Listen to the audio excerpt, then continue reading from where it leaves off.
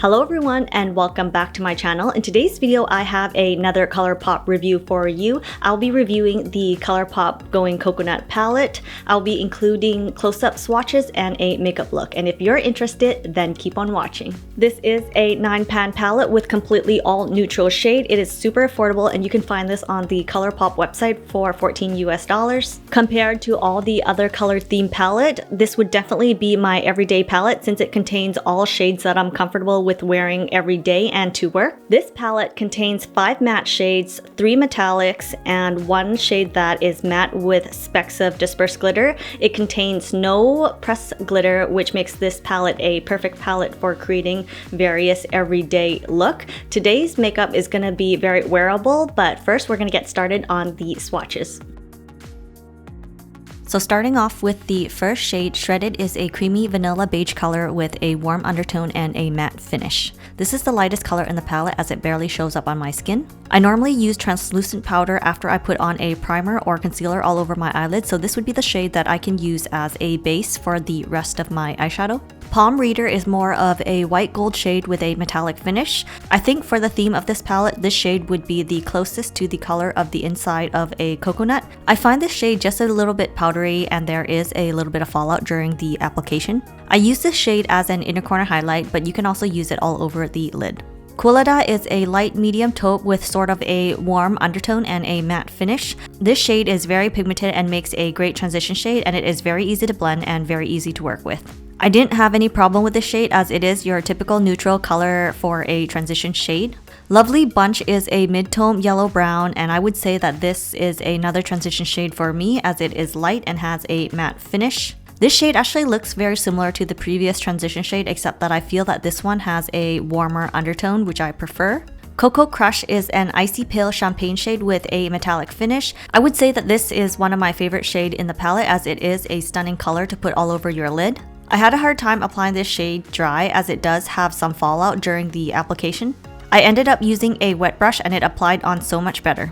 Shell Yeah is a neutral ginger brown with a matte finish and a warm undertone. This would be a transition shade for me. So far we have 3 transition shades in this palette, but this one would be my favorite as it has more of a warm feel to it. This color shows up very well with a finger swatch, but I would use a fluffy brush to apply this as a transition shade. Get Crackin is a matte cool brown with silver glitter. This shade is a bit confusing as it has more of a matte finish. It looks like a shimmer shadow in the pan, but when I did the finger swatch, you can see that it has a matte base with specks of glitter. I'm not exactly sure how I would use this shadow, but I can see myself using it to deepen up the crease and the outer corner of my eyes. Da Coco is a shimmery taupe with violet micro shimmer. This shade applied very well when I did my finger swatch, but I had trouble applying it with a dry brush. I would recommend using this shade with a wet brush to minimize the fallout, or you can also try applying to the eyelid with your fingers. A wet brush works for me, so I would prefer using that over using your fingers to apply the shadow.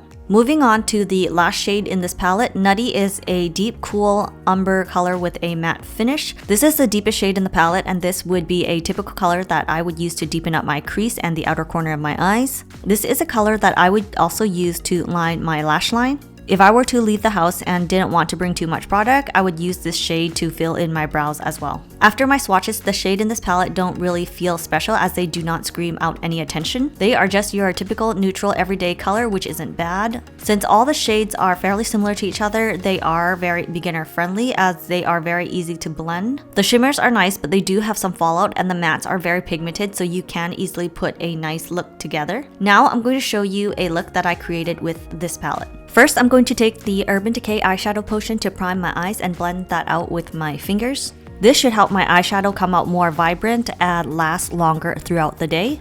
I'm going to use my Sigma E40 blending brush to pick up Shredded to set the eye primer. This was the first shade that didn't really show up on my skin tone, but not like it's not a usable color. This makes a perfect shade for setting the eye primer if you have a skin tone that's similar to mine. Then I'm picking up Shell Yeah with my MAC 217 brush and applying this shade all over my crease.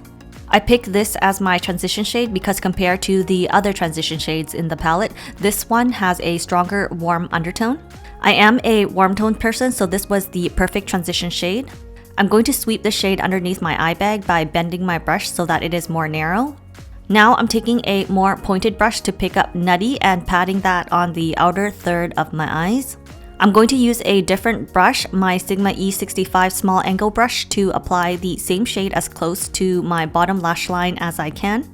And then I'm going back in with my MAC 217 brush to blend out the edges so that it doesn't seem like I just dumped a blob of dark shadow to the outer corner of my eyes. I'm using my Lancome number 12 brush to pick up Coco Crush and applying that all over my lid space. This is a very gorgeous shimmer shadow. Even though I'm using the brush wet, there are still some fallout, but if I were to use the brush dry, you would definitely see a lot of fallout with this color. I'm going to use the Urban Decay 24-Hour Glide On Pencil in the shade Perversion to tight line my eyes. Now I'm using the Ciate London Furious Flick liquid liner to draw out my wing and line my lash line.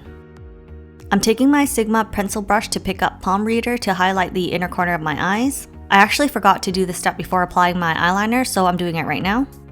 I'm going to use my eyelash curler to curl my lashes and apply the Burt's Bees Volumizing Mascara to my upper and lower lashes. So after applying false lashes, this is the final look. I hope you guys enjoy this eye look. So for my overall thoughts, I did enjoy all of the shades in here, but it's not my favorite palette. I prefer neutral colors that have a warm undertone, but this palette feels like it is more on the cooler side. I like that there's no pressed glitter in this palette, so every single shade in here I can use to create various everyday makeup look. I actually don't think that the looks I'm going to create is going to be that different from each other, considering all of these shades in here are neutral and they're also very similar to each other. I do like all the options you have in this palette. You have your transition shade, something for all over the lid, shades to deepen up your crease, and even a shade for the inner corner highlight. Let me know your thoughts on the Colourpop Going Coconut palette in the comment section below. I hope you all enjoyed this video, and if you do, don't forget to like and subscribe, and I will see you next time. Bye!